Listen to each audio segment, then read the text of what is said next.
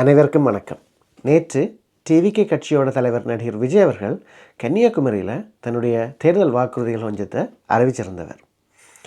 அதில் நாங்கள் இன்றைக்கு என்னத்தை பார்க்க போகிறோம்னா, தமிழ்நாட்டை ஏஐ மற்றும் டிஜிட்டல் கேபிட்டல் ஆஃப் இந்தியாவாக மாற்றுறதை பற்றி தான் பார்க்க போகிறோம்.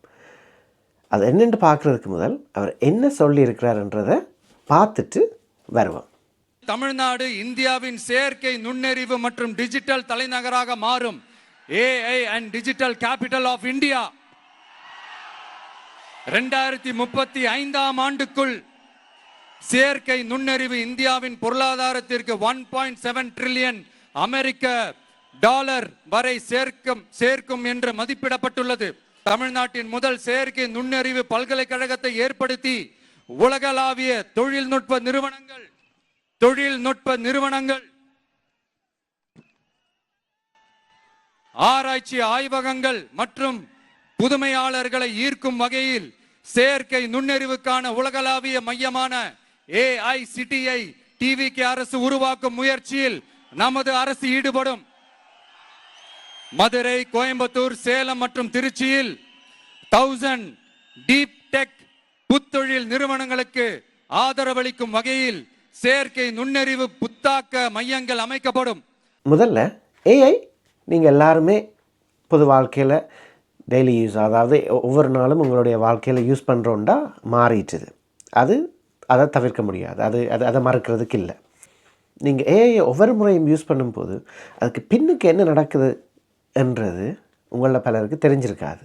உதாரணத்துக்கு ChatGPT என்ற ஏஐ தளத்தில் ஒரு ப்ராம்ப்ட்டுக்கு சால்விங் ஸ்மால் மேத்ஸ் கால்குலேஷன், இப்போ கேட்டிங்கண்டா லெமனுக்கு பதிலாக லைமை யூஸ் பண்ணலாமா, இல்லையாண்டா ஆகாயமே நீளமாக இருக்குதுன்று ஒரு சின்ன விஷயத்தை நீங்கள் கேட்கும் பொழுது எவ்ரி சிங்கிள் ப்ராம்ப்ட்டுக்கு ஒரு துளி தண்ணி தேவைப்படுது, சுத்தமான குடிநீர் தேவைப்படுது. ஒரு துளி என்றைக்க இட் டசன்ட் சவுண்ட் மச், அதை பார்த்தா நிறைய மாதிரி எங்களுக்கு தெரியாது. 2.5 billion 2.5 billion not million billion prompts send பண்ணப்படுது ஓப்பன் ஏஐக்கு. ஏன் ஏஐ தண்ணி யூஸ் பண்ணுது? எவ்ரி டைம் நீங்கள் ப்ராம்ப்டை சென்ட் பண்ணும்போது the AI tool, AI platform has to run a number of complex calculations. அதுக்கு பின்னால் பேக்ரவுண்ட் ப்ராசஸ் கம்ப்ளெக்ஸ் கல்குலேஷனை செய்து தான் நீங்கள் என்ன கேட்குறீங்களன்றதை அண்டர்ஸ்டாண்ட் பண்ணி அதுக்கு உங்களுக்கு ரெஸ்பாண்டும் பண்ணுது. ஸோ அது உங்களை அண்டர்ஸ்டாண்ட் பண்ணி உங்களுக்கு ரெஸ்பாண்ட் பண்ணுறதுக்கு there are number of very complex calculation பின்னாடி செய்ய வேண்டி இருக்குது. இந்த process most powerful specialised computer சிப்ஸால் தான் நடக்குது. ஆனால் அது எங்கே இருக்குது? அதே ஹவுஸ் அதெல்லாம் ஒரு பெரிய டேட்டா சென்டருக்குள்ளே இருக்கும். ஸோ இந்த ஆல் தீஸ் இன்டென்ஸ் ஒர்க்குக்கு, ஆல் தீஸ் இன்டென்ஸ் ப்ராசஸால் இந்த ஹார்ட்வேர் சிப்ஸ் ஹார்ட்வேர் வந்து என்ன ஆகும்னா ஓவர் ஹீட் ஆகி டேமேஜ் ஆகிற வாய்ப்பு இருக்குது. ஸோ என்ன செய்யணும்? கார் மாதிரி தான் கூலிங். ஸோ அதை கூலிங் செய்யணும். இப்போ லேப்டாப்ஸோ கம்ப்யூட்டர்ஸ் மாதிரி தான் அதில் ஃபேன் இருக்குங்க, அது உங்களுடைய CPU ப்ராசஸரை கூல் பண்ணுறதுக்கு. அதே மாதிரி இந்த டேட்டா சென்டர்ஸில் இருக்கிற இந்த CPUs சிப்ஸை கூல் பண்ணுறதுக்கு கூலிங் சிஸ்டம் தேவை.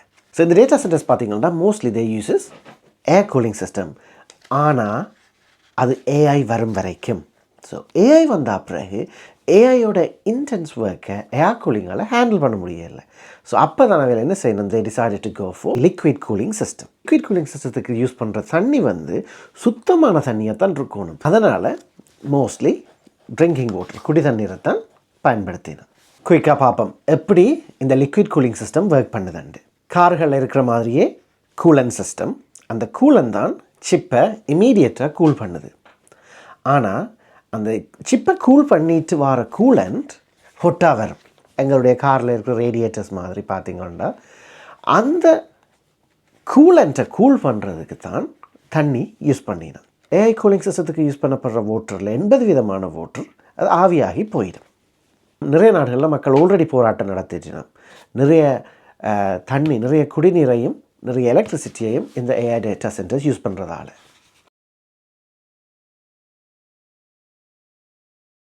ஏஐ டேட்டா சென்டரை பொறுத்த வரைக்கும் ஆப்ரேஷனுக்கு மட்டும்தான் வாட்டர் தேவைன்னு இல்லை. அதுக்கு தேவையான எலக்ட்ரிசிட்டியை ஜெனரேட் பண்ணுறதுக்கும் வாட்டர் தேவை. இப்போ உதாரணத்துக்கு எடுத்துக்கொண்டால் power plants, nuclear power plants, coal or gas மூலம் ப்ரொடியூஸ் பண்ணப்படுற எலக்ட்ரிசிட்டிக்கும் அங்கே அவர்கள் தண்ணியைத்தான் யூஸ் பண்ணினோம். இப்போ தான் விஷயத்துக்கே வரோம்.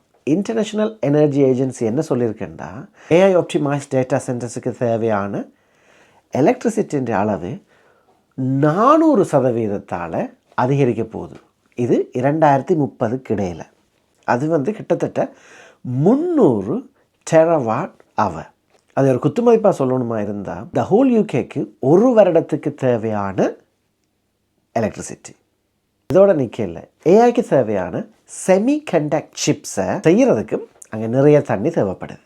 நல்ல தண்ணி ஏஐ என்ற ஒன்றுக்காக 3 விதத்தில் யூஸ் பண்ணப்படுது. உதாரணத்துக்கு அமெரிக்காவில் டலஸ் மாகாணத்தில் இருக்கிற இந்த கூகுள் டேட்டா சென்டரை எடுத்து பார்த்தோம்னா, இது அந்த சிட்டியோட 1/3 தண்ணியை இவைகள் மட்டும் யூஸ் பண்ணிடும். ஸோ சிட்டிக்கு தேவையான 1/3 தண்ணியை இந்த ஒரு டேட்டா சென்டர் யூஸ் பண்ணுது. அப்படின்னா எவ்வளோ தண்ணி தேவைப்பட போகுதுன்றதை நீங்கள் யோசிச்சு பார்க்கலாம், கற்பனை பண்ணி பார்க்கலாம். இப்போ என்னட்ட டிவிக்கு தலைவர் நடிகர் விஜய் அவர்களிடம் 3 கேள்வி இருக்குது. ஏஐ கேபிட்டல் ஆஃப் இந்தியாவா தமிழ்நாட்டை மாற்றுறதுக்கு தேவைப்பட போகிற தண்ணீரின் அளவை இங்கே இருந்து பெற்றுக்கொள்வீங்க. தமிழ்நாடு தண்ணீரில் இன்னும் தன்னிறைவு அடையவில்லை. அப்படி இருக்கும்போது இப்போ உங்களுடைய இந்த செயற்திட்டத்துக்கு தேவையான தண்ணியை நீங்கள் எங்கே இருந்து எடுப்பீங்க? கில்லி படத்தில் சொன்ன மாதிரி காவேரியை அப்படியே கையோடு தூக்கிட்டு வந்துடுவீங்களா? இல்லைண்டா கேரளாவுக்கு போய் முல்லை பெரியாறில் அப்படியே தண்ணியை தூக்கிட்டு வந்துடுவீங்களா? அப்படியேண்டா ஏன் அதை பற்றி நீங்கள் பேசல? சொல்லலாமே. நான் வந்தா முல்லை பெரியாரனே பிரச்சனையில் இப்படி தீர்வு காண்பேன், காவேரியில் இப்படி தீர்வு காண்பேன் சொல்ல வேண்டியதானே? ஏன் சொல்ல முடியல? காவேரி நதிநீர் மேலே டிவிகேயோட நிலப்பாடு என்ன? முல்லை பெரியாரனே டிவிகேயோட நிலப்பாடு என்ன? சொல்லுங்க. தமிழ்நாட்டை ஏஐ கேபிட்டலாக மாற்றுறதுக்கு தேவையான இந்த மின்சார தேவையை நீங்கள் எங்கேருந்து பெற்றுக்கொள்வீங்க? தமிழ்நாடு மின்சார தேவையில் இன்னும் தன்னிறைவு அடையலை. தடையில்லா மின்சாரத்தை தமிழ்நாட்டு மக்களுக்கு இன்னும் கொடுக்க முடியலை. இப்படி இருக்கிற நிலைமையில் நீங்கள் இந்த எக்ஸ்ட்ரா தேவை, அதாவது உங்களுக்கு ஏஐக்கு தேவைப்படுற அவ்வளவு மின்சாரத்தை எப்படி உங்களால் கொடுக்க முடியும்? ஸோ மாற்று மின் பெருக்கத்துக்கான உங்களுடைய வழிகள், திட்டங்கள் என்ன? இல்லைன்னா நெய்வேலியிலேருந்து கர்நாடகாவுக்கு போகிற கரண்டை நிப்பாட்டி அப்படியே தமிழ்நாட்டுக்கு மாற்றிடுவீங்களா? டிவிக்கோட மின்சார பெருக்கத்துக்கான திட்டங்கள் என்ன? இந்த கேள்வி என்னென்னா, நீங்கள் வீடு கட்டுறேன்னு சொல்லிட்டீங்க, ஆனால் உங்கள்கிட்ட மண் இல்லை, சிமெண்ட் இல்லை, கல் இல்லை. எப்படி வீடு கட்டுவீங்க? 1,00,000 பேருந்தை கொண்டு நீங்கள் இறக்கிட்டீங்க. பேருந்து ஓடுறதுக்கு பெட்ரோலோ டீசலோ இல்லை, எரிபொருள் இல்லை. எப்படி பேருந்து ஓடும்? அதுக்கும் திட்டம் வேணுமில்ல. ஸோ பேருந்தை நான் கொண்டு வரணுண்டா பேருந்து ஓடுறதுக்கு ஓட்டுநரும் அது தேவையான எரிபொருளும் நான் எப்படி கொண்டு வருவேன்ற திட்டமும் இருந்தால்தான் இதெல்லாம் நடைமுறைக்கு சாத்தியமாகும். மருத்துவமனையே கட்டிடலாம், டாக்டர்ஸ் இல்லாட்டி, வைத்தியர்கள் இல்லாட்டி மருத்துவமனை இருந்த என்ன பிரயோசனம்? 3வது கேள்வி, இந்த ஏஐ எங்களுடைய வாழ்க்கையில் கட்டாயமானது, அதை நான் மறக்க இல்லை, அண்ட் பயனுள்ளதும் கூட. மிதமிஞ்சிய ஏஐயால் 2 பெரிய பிரச்சனைக்கு வழிவகுக்கும். ஒன்று கிரைம்ஸ். இப்போவே பார்த்தீங்கன்னா வர்ற வீடியோவில் அரைவாசியில் எது ஏஐ எது உண்மை என்று தெரியாத அளவுக்கு இருக்குது. அப்போ அதனால் வர்ற கிரைம்ஸ். 2வது மிதமிஞ்சிய ஏஐ பாவனையால் மக்களுக்கு இருக்கிற தேடல் இல்லாமல் போயிடும். உதாரணத்துக்கு சொல்ல போகிறோம்னா, ஒரு 5 வருஷத்துக்கு முன்னுக்கு ஒரு ப்ரொஜெக்ட் செய்யணுமெண்டா அது சம்மந்தமாக ஒரு 5 புத்தகம் பார்ப்பீங்க, 2 ஆர்டிக்கல் படிப்பீங்க. அதில் 20% எடுத்து நீங்கள் அந்த ப்ரொஜெக்டை செய்வீங்க. மற்ற 80% நீங்கள் ரீட் பண்ணது உங்களுடைய நாலேஜ், அது உங்களுடைய அறிவு. ஆனால் இன்றைக்கு ஒரு ப்ரொஜெக்ட் டக்குண்டு ஏஐக்கு எடுத்து அதை செஞ்சிடுறீங்க. செஞ்ச உங்களுக்கும் தெரியாது என்னென்று, அதை வாங்கி பயன்படுத்துகிறவங்களுக்கும் தெரியாது அது என்னென்று. நாளைக்கு அது உங்களுக்கு மறந்துடும். ஸோ இதில் நீங்கள் பார்த்தீங்கன்னா உங்களுக்கான தேடல் இல்லாமல் போயிடுது. அதோட உண்மையிலேயே அறிவுள்ள திறமைசாலிக்கும் ஏஐ யூஸ் பண்ணிட்டு வரவனுக்கும் வித்தியாசம் தெரியாமல் இருக்கும். அதனால் திறமையுள்ளவர்கள், மாணவர்களும் சரி ஊழியர்களும் சரி பாதிக்கப்படுவார்கள். திறமையானவன் கஷ்டப்பட்டு செய்கிற ஒன்று ஏஐ மூலமாக ஈஸியாக செஞ்சிட முடியுது. அதனால் வரப்போகிற விளைவுகள், பாதிப்புகளை நீங்கள் அதை எப்படி மேனேஜ் பண்ணுவீங்க? எனக்கு இருக்கிற மிகப்பெரிய கேள்வி, அதுக்கு இந்த தமிழ்நாட்டை ஏஐ கேபிட்டலாக மாற்றுறதுக்கு தேவையான தண்ணியையும் மின்சாரத்தையும் நீங்கள் எங்கிருந்து பெற்றுக்கொள்வீங்க? அண்ட் அதையும் நீங்கள் சொல்லத்தானே வேணும். ஒரு ஐடியா என்னையா, இவனை மட்டும் கர்நாடகத்துக்கு அனுப்பிச்சோன்னு வச்சுக்கோங்க, காவேரிய கையோட அள்ளிக்கிட்டு தமிழ்நாட்டுக்கு கொண்டாந்துருவா சார். இவன் ஒரு கில்லி சார்.